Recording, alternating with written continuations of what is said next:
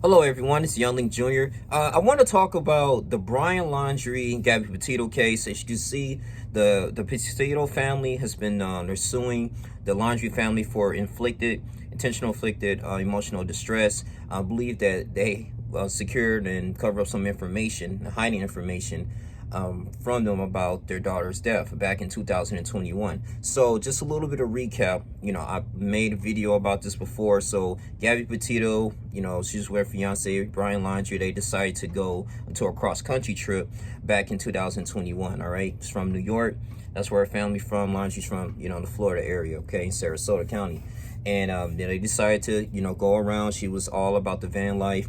And, until they got to a situation around like in Utah, whatever, he ended up strangling her, okay? And this was confirmed, after they done the autopsy and they was looking for him. And also too, they found, I think months later, after they found Brian Laundrie back in October, that he had a diary, and he was explaining about, at the incident, what happened and why he decided to strangle her, and he believed that he shouldn't live on this earth anymore. So therefore, it was a self-inflicted gunshot wound. They found Brian Laundrie's body at the Carlton Reserve. We know that the dog, the bounty hunter, this received a lot of press. He was on it. He was trying to get some leads. They felt like, he could be in the Appalachian Trail. I mean, people was looking for him for a whole month. And the fact that what was really brought my attention is that he went there, okay, and he returned home without his fiance, which is super weird. Even though he came back before, but this was weird. Like, he literally left her. So we looking like, okay, where is she? Like, why would you leave? This is common sense. Why would you leave your fiance somewhere else? So they found her body at the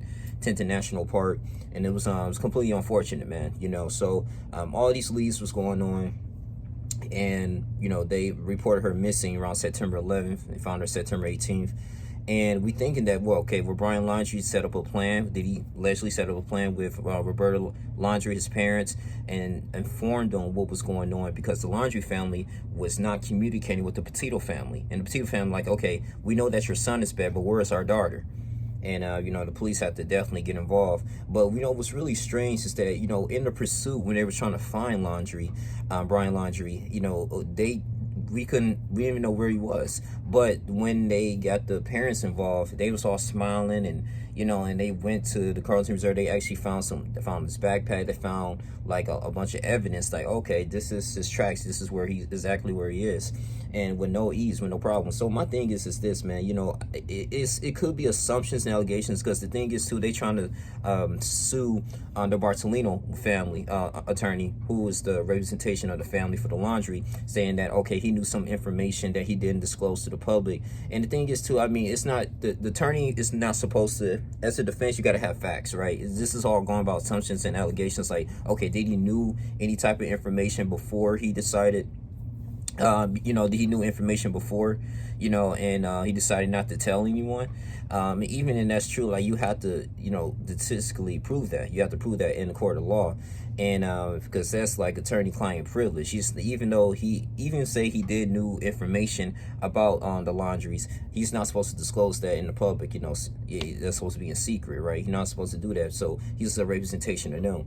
And my thing is that I don't know if the attorney's fault, if he's going to be sued as well. But I can see like this is going to be an ongoing thing a little bit. But even though that the Petito family was rewarded with $3 million, during the lawsuit before, but now with this, for the emotional distress, this is something serious, at the end of the day. I mean, with the leather here, it was a burn after reading. Now, burn after reading is just supposed to depict, it's like a little book too, it's supposed to depict, your thoughts and your emotional thoughts towards an individual. Now, we'll say allegedly, we don't know for a fact that, Roberta Laundrie, she wrote this letter, and we thinking that, okay, well, did she write this letter before, Gabby Petito died, or after? That, because that's key, because that can kind of, they trying to figure out, should we use this as evidence in the court, as trial.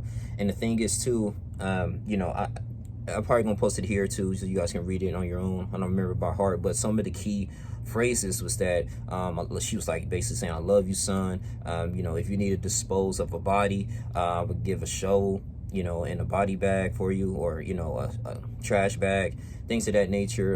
You know, if you need some guts, I give you new guts. You hate my guts, things of that nature.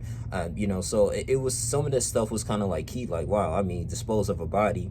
I'm looking like, okay, well, I mean, your son did kill someone, so did they, you know, did they have a plan? Did they talk to each other when they went and reserved the area at a camp? So if you guys actually follow the story, man, you will know what I'm talking about. So that's really is kind of awakening, you know. That's eye-opening right there, you know, in court. So this is why I'm looking like, I was reading the burn after reading, like, you shouldn't have seen my reaction. I'm like, are you serious? Like, who would write something like this? And some people, like, on Reddit was thinking like, okay, it could have been a teenager or someone, a close friend. I can't really imagine a grown adult just doing this, you know, writing something like this. But maybe, like I said, she loved her son. She probably came to a realization like, damn, man, his life is gone, you know. But we don't know. And so this is going to be an interesting case here. I'm gonna continuously do some updates here, but I believe that burn after reading that letter was a little disturbing in a way. You know, it was a little bit more in detail, because I'm thinking like, okay, disposing of a body, you know, you will help your son doing that type of nature. I'm like, are you serious? Like, you know. So I mean, it's crazy, you know. It really is crazy. So you know, it's funny how things are slowly coming out, and I had a feeling like, okay, it's gonna be, yeah, like, the family is definitely gonna sue him, even though Brian Laundries took his life, because he's a coward. He's not probably gonna do prison. He's gonna do life in prison anyway, so he decided to, you know, cut his life short. But the thing is too, you know, I know the Petito family's not gonna let this just go to waste, right? So they're gonna do everything they can to secure some justice, some type of justice, man. Somebody's gonna be responsible for this, because it's the principle. So shout out to the Law, Crime, and Network. They do a phenomenal job in releasing information about just cases and law cases, so you can check them out. But like, comment, subscribe, share this video. This is Youngling Jr. Love you guys, man. Have a good one. I'm out.